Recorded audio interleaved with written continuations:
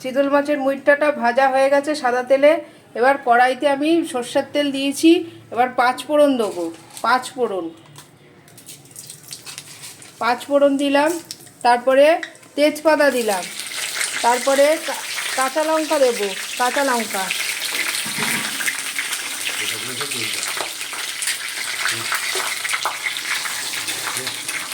লঙ্কা দিয়ে নাড়বো। এরপরে আমি একটু চিনি দিয়ে দেবো। চিনি দেখে নিন, চিনি কিন্তু এটা না মিষ্টি না বাতাসা না কিছু।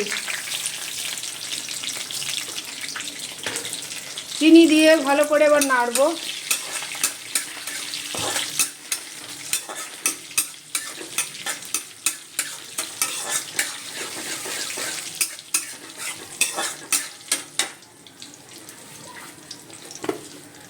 ভালো করে নাড়বো।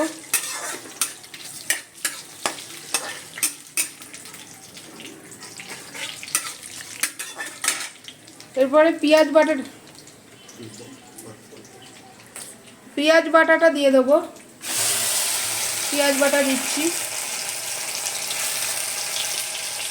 মিক্সিতে বেটে রেখেছিলাম পেঁয়াজটা, সেটা ছেড়ে দিয়ে দিলাম।